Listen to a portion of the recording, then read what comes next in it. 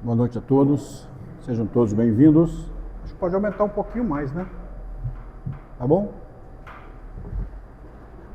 Como fez o nosso querido amigo Landes segunda-feira, todo mundo atrás está ouvindo? Está ouvindo direitinho aí? Show de bola. Gente, boa noite, sejam todos bem-vindos. Quem vem pela primeira vez na casa? Uma vez gaiato, sempre gaiato, né? Sejam bem-vindos.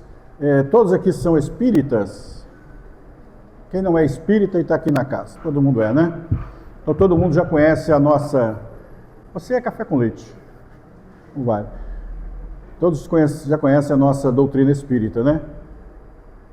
E esse mês de abril, a gente celebra 160 anos do lançamento da doutrina espírita. Mais especificamente, no dia 18 de abril, próximo sábado, faz exatamente 160 anos do lançamento do Livro dos Espíritos, que é o primeiro livro da doutrina espírita. Ela é composta por 5 livros, a gente vai ver mais à frente.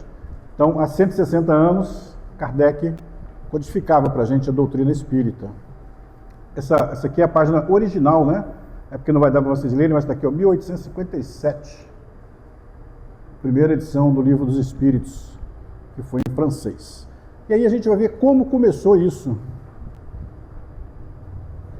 Ela não começou com as mesas girantes, se a gente imaginar isso, né? Alguém pode dar aí um spoiler de onde começou? Doutrina espírita? Os espíritas podem falar. Alguém faz ideia ou não? Teve alguém que prometeu a doutrina espírita para a gente.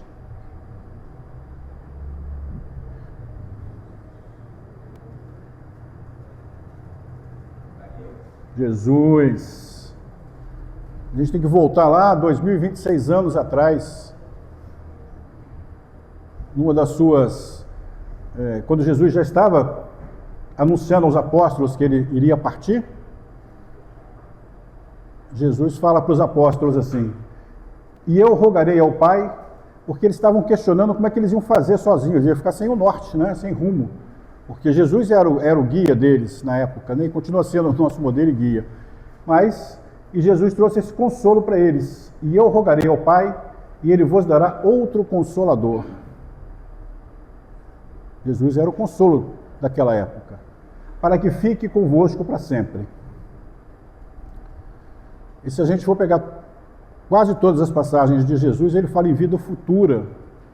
Então, várias, e isso está no que a gente chama de evangélicos canônicos, que são os 4 evangelhos que a gente tem. Se você pegar ali, você tem várias passagens que citam, né, na Bíblia, essa Bíblia que a gente conhece. Não estou nem falando dos evangelhos não canônicos, né, que foram achados agora recentemente.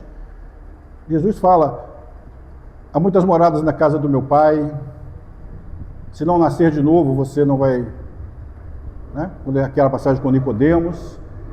E aqui ele finaliza ele dizendo, ó: eu vos darei outro Consolador. Ou seja, ele era um Consolador e ia trazer para a gente um Consolador prometido, o Espírito de verdade que o mundo não pode receber. Naquela época, vocês imaginem, naquela época se fala de reencarnação, né? Se bem que alguns povos mais antigos já falavam, mas dentro daquela concepção, a gente precisa lembrar que Jesus, né, nasceu na Judéia, era judeu, né? Judeu essênio na realidade. Se ele falasse nessa época em reencarnação, né, ninguém entenderia. Então, ele fala, o Espírito de verdade que o mundo não pode receber.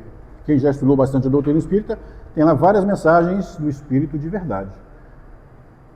Isso está registrado no Evangelho de João, tá, gente? Então, no capítulo 26, ele fala: mas aquele Consolador que o Pai enviará em meu nome, e vos ensinará todas as coisas, e vos fará lembrar de tudo o que vos tenho dito. Quem veio da Igreja Católica, ou de um outro segmento evangélico, entende o que a gente está falando de ensinará todas as coisas. Isso aconteceu comigo e acredito que aconteceu com a grande maioria. Muitas respostas não nos eram dadas.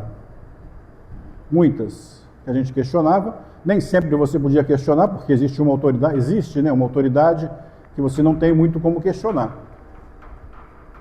E aí a doutrina espírita, há 160 anos, trouxe para a gente essas verdades. Desnudou, né, todo o evangelho para nós. Para a gente falar de doutrina espírita, o que eu falei, a gente começou a doutrina espírita. A ideia da doutrina espírita foi de Jesus, né? Se a gente está aqui hoje estudando a doutrina espírita, foi ele lá quem prometeu para a gente e a gente encampou, né, esse consolador prometido. Para a gente falar de doutrina espírita, não tem como a gente falar dela sem falar desse cidadão aqui, que é o Allan Kardec.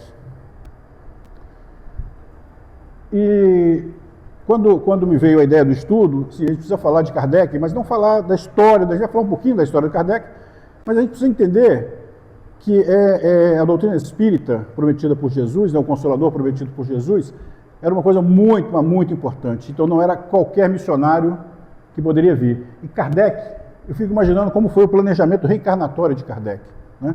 Todos nós temos um planejamento reencarnatório. O do Kardec, que era um espírito extremamente competente, superior, a gente vai ver algumas supostas reencarnações dele, a gente vai entender um pouco isso. Como é que não deve ter sido esse planejamento, né, dele se colocar à disposição e falar, ele sabia que ia enfrentar, né, barreiras. Hoje a gente fala tranquilamente de doutrina espírita, mas há 160 anos atrás, com o feudo católico da época, e Kardec enfrentou tudo isso, né, teve esses dissabores, apesar de trazer uma doutrina tão bacana e tão pura e tão linda para a gente, ele enfrentou vários, porque era muito arraigado esse feudo católico na época, né? Principalmente na França, onde eles eram dominantes mesmo, né? A gente via isso com muita clareza, inclusive vários papas moraram na França por muito tempo.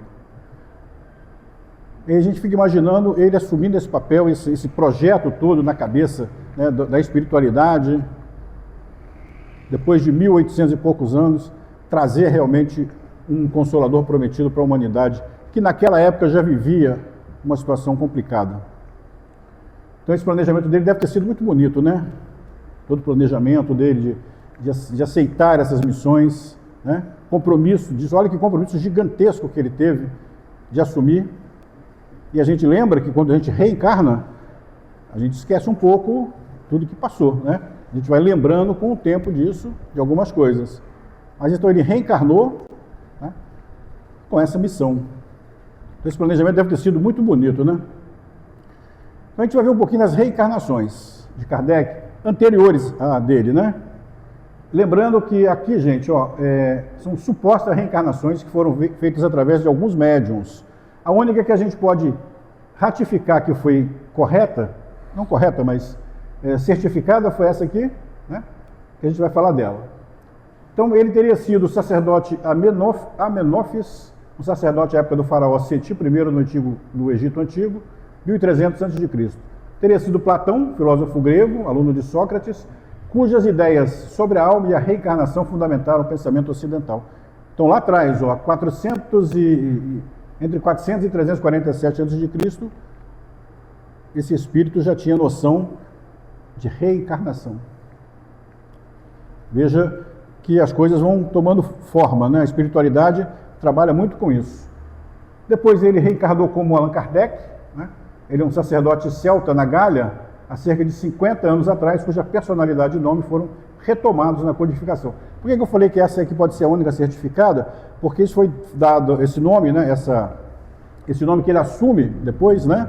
Na codificação de Kardec, foi dada para ele pela espiritualidade que o atendia na época. Ele falou que ele deveria assumir esse nome para evitar usar o nome dele, que ele era um professor famoso já na época. Depois ele teve essa encarnação como centurião romano, na época de Jesus. E essa última aqui, que foi a última antes da encarnação dele, né?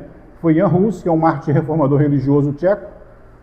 Nesse ano aqui, ó, viveu de 369 a 1415, que defendeu ideias protestantes antes de Lutero. Isso aqui existe um filme, inclusive. Quem ainda não assistiu, eu recomendo que assista, é bacana. Ele sofre por ter um pensamento diferente, né, que Kardec sofreu em 1857, né, 1856, 57, quando ele trouxe a doutrina espírita. Ian Hus sofreu nessa época aqui também, foi condenado à morte, enfim. Vale bacana, foi um mártir, né, realmente. Então vale a pena anotar esse nomezinho aqui, ó, quem quiser tirar uma foto, Ian Hus. Muito bom filme. Então, dá pra gente ver que esse espírito, que reencarnou depois como Allan Kardec, né, tomou o nome de Kardec depois, ele foi muito bem preparado para a missão de doutrina espírita. Haja vista que lá em Platão, ó, ele já tinha essas ideias de reencarnação. Então não é um espírito que veio do nada, né? Então Kardec tem essa bagagem, trouxe essa bagagem como missionário, né? Falar um pouquinho de Kardec. Aqui tem um detalhe interessante, pode parecer simples, mas é só para a gente lembrar. Ele nasceu em Lyon, 3 de outubro de 1804. Na certidão de nascimento e de óbito, o nome dele está lá assim, Denisard, com S mesmo, Hippolyte Léon Rivaio. Já na certidão de casamento e nas assinaturas dos documentos que tem registrado de Kardec assinando, está esse nome já, que é o nome que geralmente a gente usa, né? O Denisard Léon Hippolyte Rivaio. Então, em 3 de outubro de 1804, nascia o codificador da doutrina espírita. E uma coisa interessante, é interessante que o estudo faz a gente pesquisar bastante, a gente vai entendendo a coisa. Eu achei que Kardec nasceu e morava em Lyon, mas ele não morava em Lyon. Esse endereço aqui é a casa de saúde onde ele nasceu. Né? É Rua de Salles, seria Rua da Sala 76. E ele morava nessa cidadezinha aqui, ó, Bourg-en-Bresse. Bourg-en-Bresse. É um departamento de An, distante pouco mais de 50 quilômetros de Lyon. Ou seja, ele não morava em Lyon. Haja vista que em Lyon, gente, hoje, a única menção que tem a Kardec é essa placa aqui, ó. A gente olhando por essa perspectiva, parece uma placa gigante, né? Você olha assim, ela não é grande. Mas se a gente pegar o tamanho da árvore, é uma plaquinha mais ou menos assim, ó, de 1 metro. Isso aqui é uma rodovia, uma pista dupla, do lado de cá, e aqui é um rio. Essa casa de saúde não existe mais, né? 1840, 1852, esse rio aqui, que é o Rio Saône, ele transbordou, e aí eles tiraram aqui e fizeram uma avenida dupla. Isso aqui é um canteiro central, é uma plaquinha desse tamanhozinho assim, mais ou menos 1 metro. Difícil até de identificar. Falo que eu tive lá, a gente tentou, procurei. Eu achei a rua, né? Você tem a plaquinha aqui dessa área. Falei, não é possível, é aqui, tem que ser aqui, né? Aí olhei, aí quando eu olhei pro rio, que eu vi essa plaquinha no meio, que é uma plaquinha desse tamanhozinho assim. Então, assim, é uma única menção que tem a Kardec na cidade de Lyon, tá?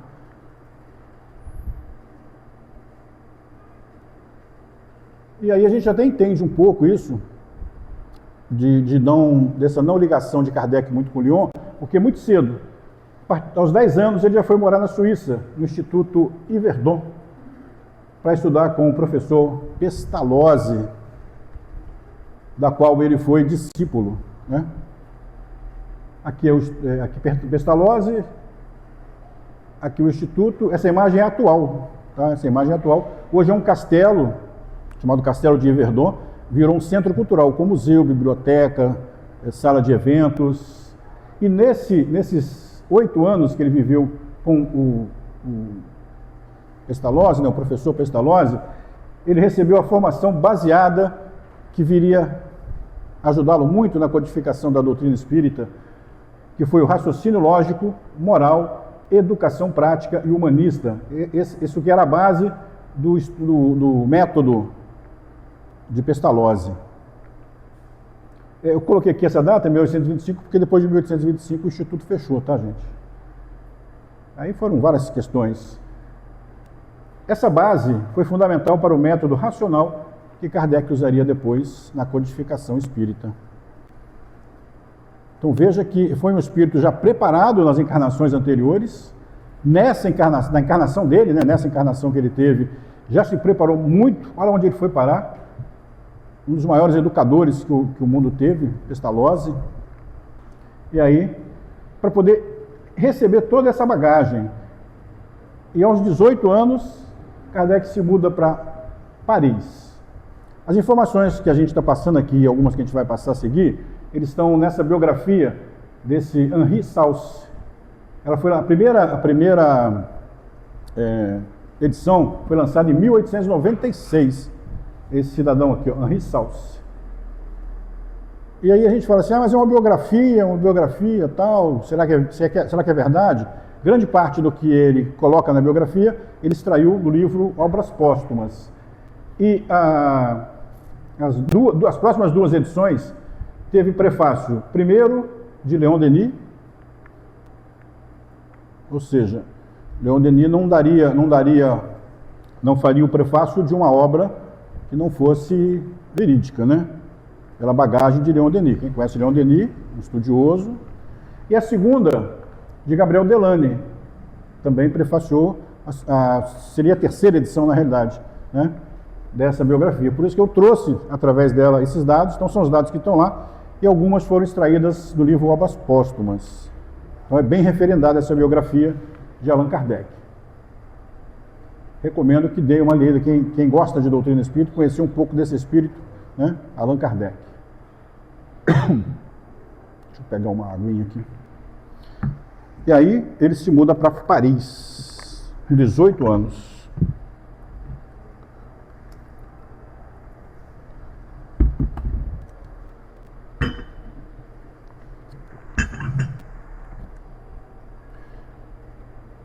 Já em 1823, Kardec já estudava os fenômenos do magnetismo.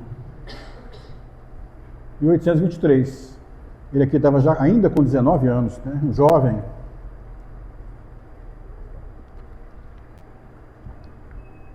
Por isso que as casas espíritas têm que abrir mais a porta para os jovens. Os jovens são o nosso futuro. Em 1824, com 20 anos, ele fundou um instituto de ensino utilizando o método de Pestalozzi. Não deu certo a sociedade e acabaram fechando lá o instituto de ensino. Em 1832, ele casa com Amélie Gabrielle Boudet, em 1832. Numa situação difícil, ele passou a ensinar, já em 1840, química, física, astronomia e anatomia. Veja a estirpe desse espírito. Olha o que ele ensinava. Eram aulas particulares, né? Química, física, astronomia e anatomia, né? E é fake news, viu, gente? Que existem algumas pessoas que falam que Kardec estudou medicina. Não. Ele tinha um conhecimento porque ele estudava muito, mas ele não fez medicina. Hã? Pois é. Teve um professor bom, né? Mas algumas pessoas, até porque ele ensinava, então a pessoa achava que ele tinha feito medicina, mas não fez, tá? Em 1854, ele teve os primeiros contatos. Esse senhor Fortier falou com ele sobre mesas girantes e tal, e ele, a princípio, não deu muito crédito. Então, aqui começa ao despertar de Kardec. Né? No caso, o Denisard Leon Rivaio. Se a gente prestar atenção aqui nessa data, ó, 1854, foi 50 anos depois do nascimento dele. Então, quem acha que eu estou já um pouquinho, né, idoso para poder entrar na doutrina espírita, Kardec começou aos 50 anos, foi o despertar. E a gente tem as opções de despertar ou não, né? Num questionamento que ele teve, inclusive, com a espiritualidade, ele disse que se ele não tivesse aceitado a missão, o que aconteceria? Ele falou, outro tomaria o seu lugar. Isso foi... A espiritualidade é bom que eles não mandam recado, eles são curto e grosso, né? Você não quer. Isso lembra quem? Jesus. Vende tudo e me segue. Jesus não obrigava ninguém a seguir. Era o livre-arbítrio, a nossa liberdade. A gente escolhe o que a gente tem que fazer. Né? A gente não deve ser tutelado, a gente tem a liberdade de escolha. Aqui eu digo para vocês, eu sempre falo isso. Às vezes a gente ouve, eu não tive escolha. Na vida a gente sempre tem escolhas, duas escolhas. Ou matar ou morrer. Ou ir ou ficar. A gente sempre tem a opção de escolha. E Kardec, né, nesse primeiro momento ele ficou meio cético, mas a coisa tomou volume, na França principalmente. E aí, esses primeiros contatos de Kardec. Isso que está transcrito aqui está no livro Obras Póstumas, tá? Está na biografia, mas no livro Obras Póstumas. E aqui a fala de Kardec. Era uma terça-feira, 1º de maio de 55, 8 horas da noite. Foi aí, pela primeira vez, que eu fui testemunha dos fenômenos das mesas girantes, saltantes e correntes, e isso em condições tais que a dúvida não era possível. Aí entra a razão, aí entra o ensinamento lá de Pestalozzi, o raciocínio. Uma mesa não tem vida, como é que ela pode rodar, né? E ele continua aqui, ali assisti também alguns ensaios muito imperfeitos de escrita mediúnica em uma ardósia com auxílio de uma cesta. Era uma cesta em cima da mesa que ficava escrevendo, botava o lápis lá e escrevia.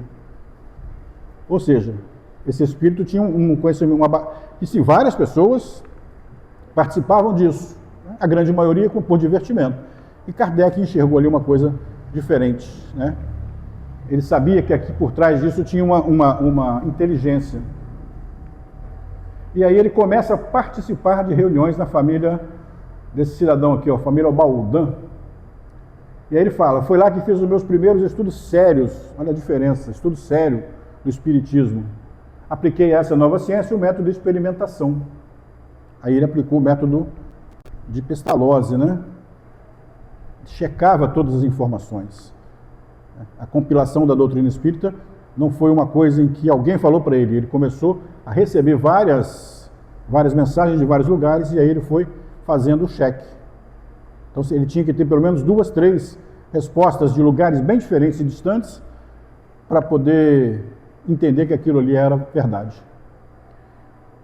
E essa frase que eu achei interessante, que ele nesses primeiros experimentos dele, ele entendeu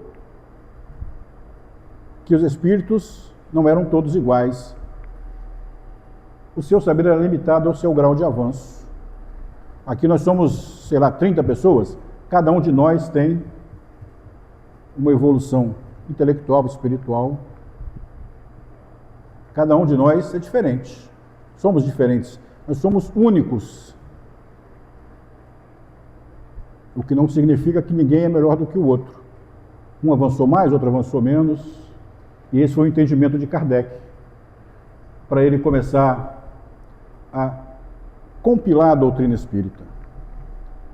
Só reforçando, né, quem quiser confirmar as informações, está na biografia do Henri Sals e também no Obras Póstumas, capítulo, a segunda parte de Obras Póstumas.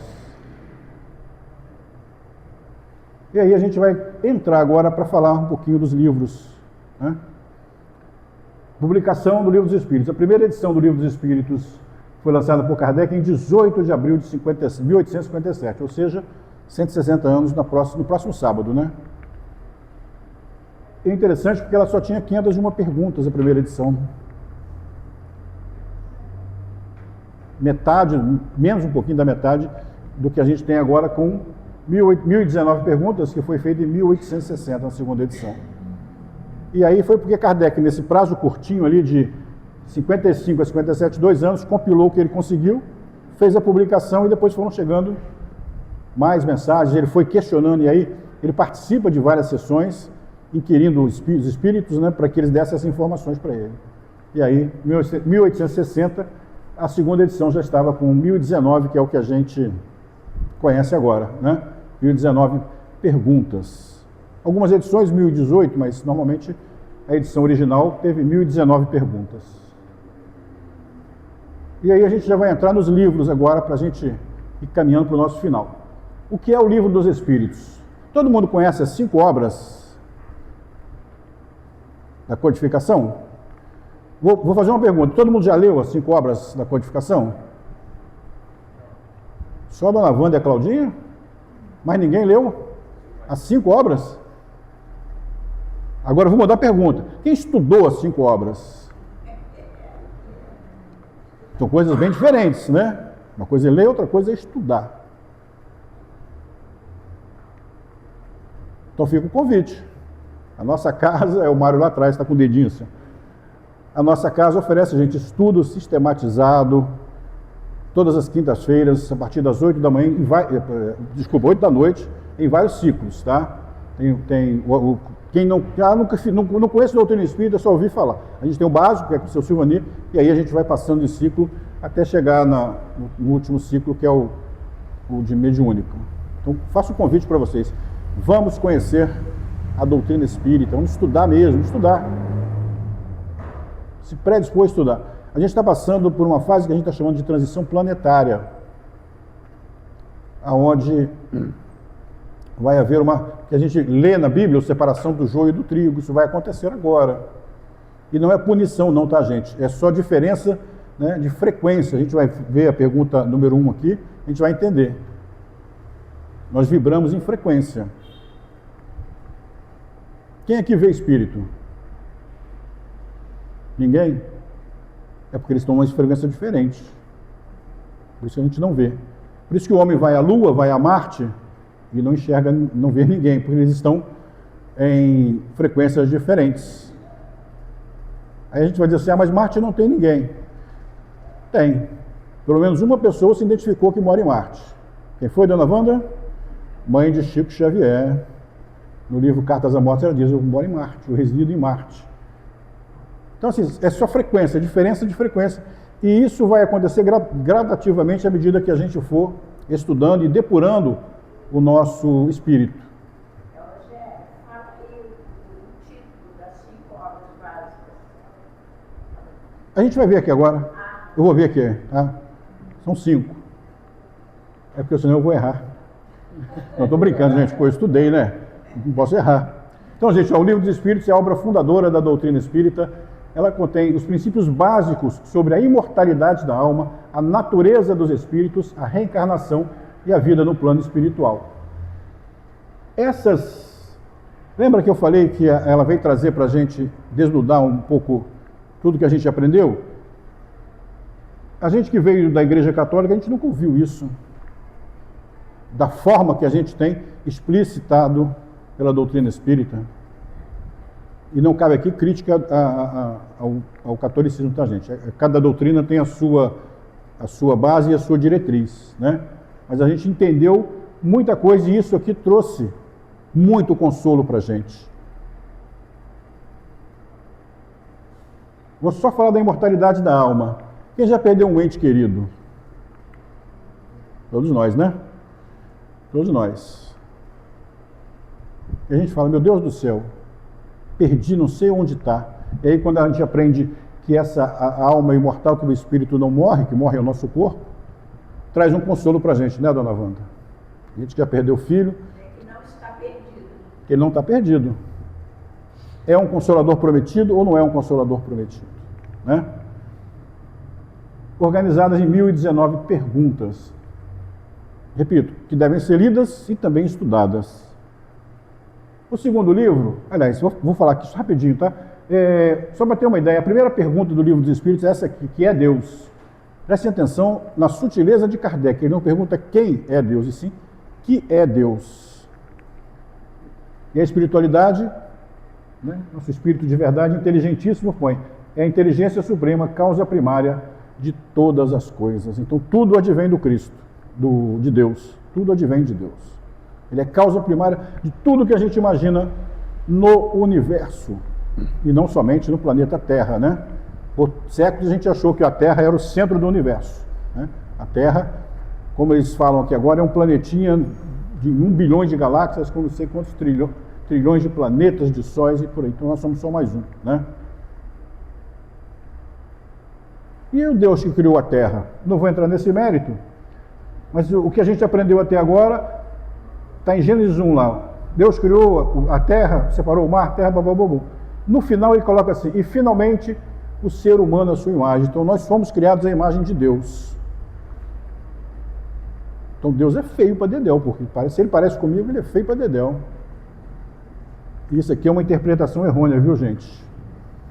Não vou entrar nessa questão, porque isso aqui é um tema muito abrangente e foge um pouco até de algumas coisas dentro da doutrina, mas Deus é isso aqui, ó.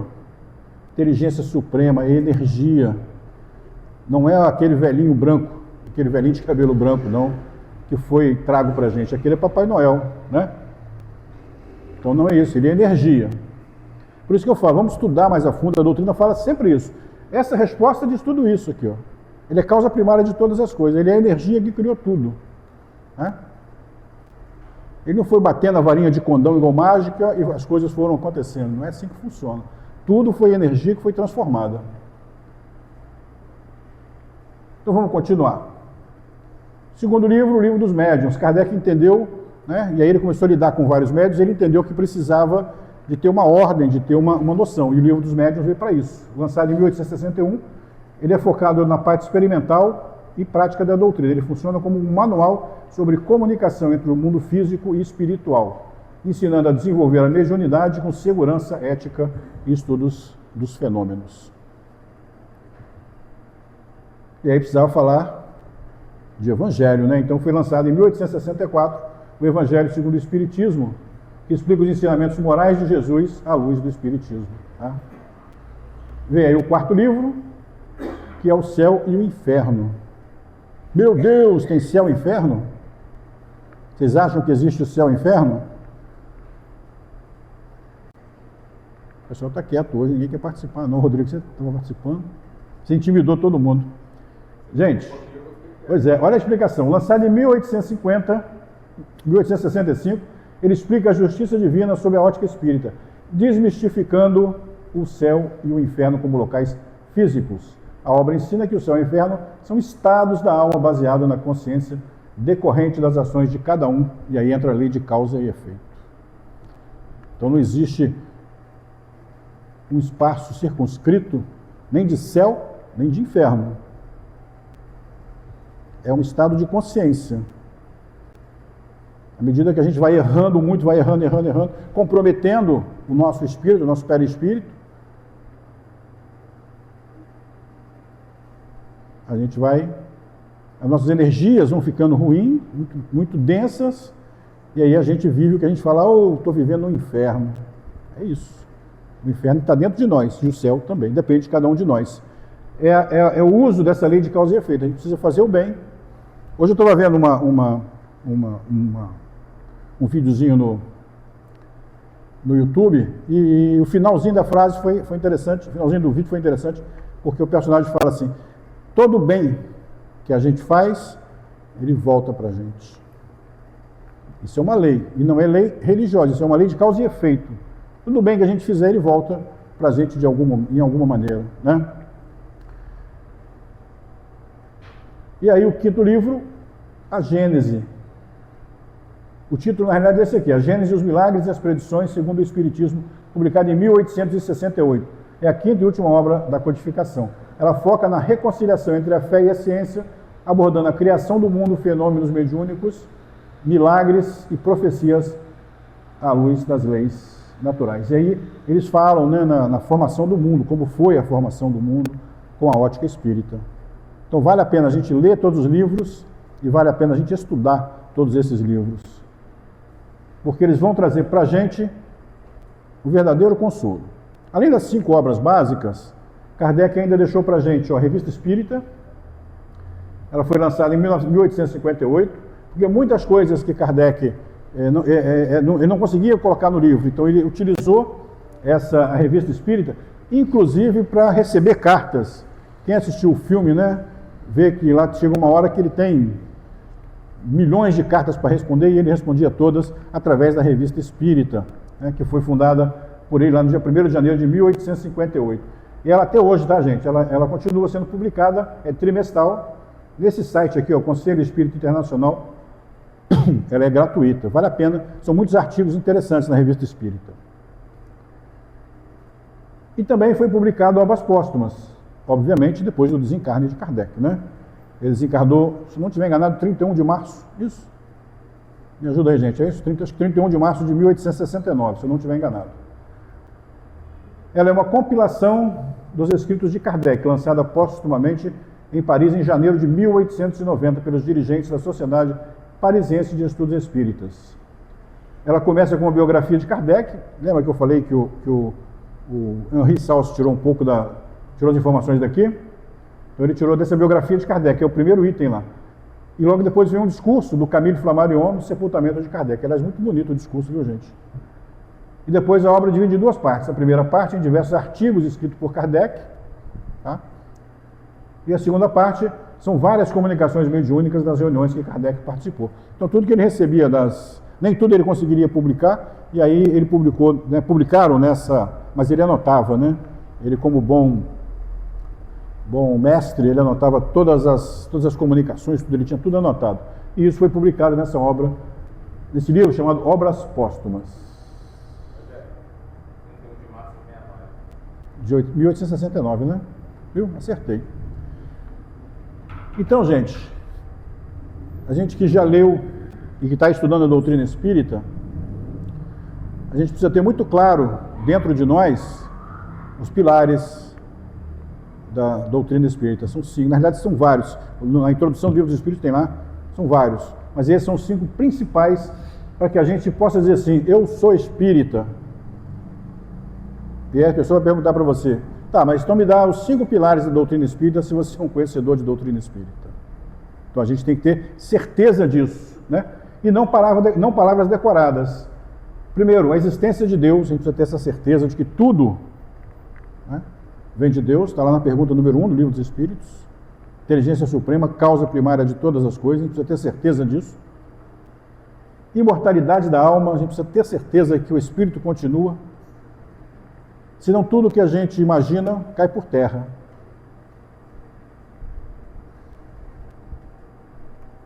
Se a gente não acreditar na imortalidade da alma, na reencarnação, né? Se eu fizer uma pergunta, vocês vão entender o que eu vou falar. Em 2017, meu filho faleceu num acidente de carro. O filho da dona Wanda faleceu, qual ano, dona Wanda? 21, pelo Covid. E aí vários outros, né? Que... Se a gente não acreditar na imortalidade da alma, eu faço uma pergunta, por que o meu filho morreu? Por que o filho da dona Wanda morreu? E não o filho de outro. Deus é justo, Deus seria injusto.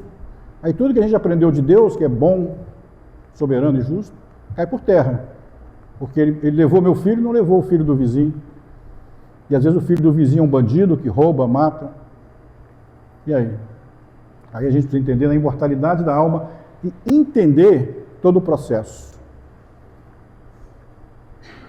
De novo, não funciona como um consolador prometido? Funciona.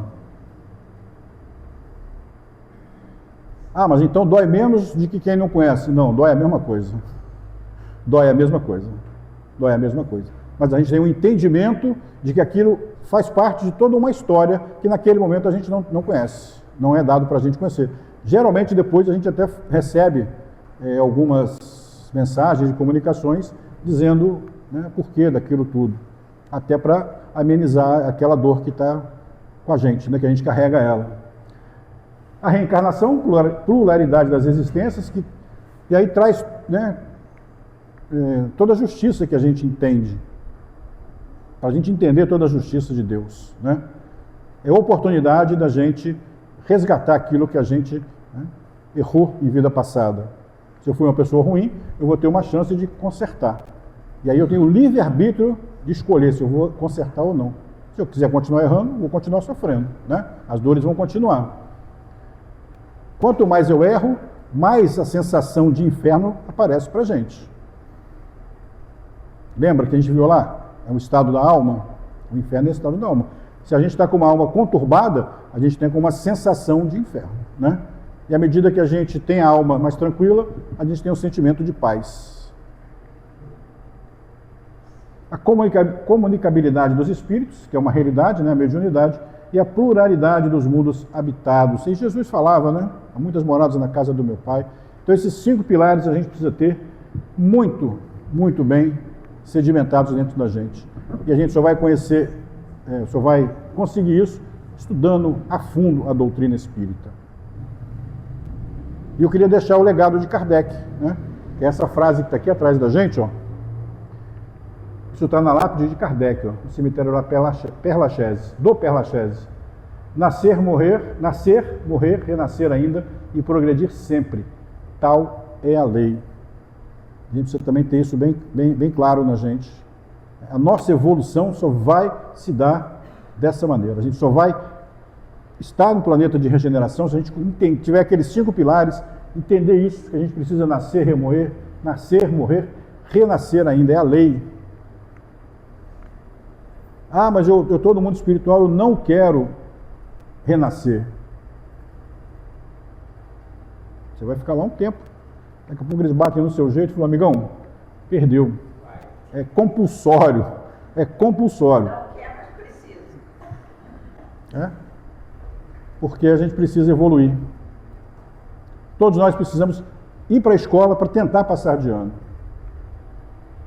E a gente precisa entender isso, que a reencarnação não é nenhum castigo, é bênção, é benesse para a gente, é uma chance da gente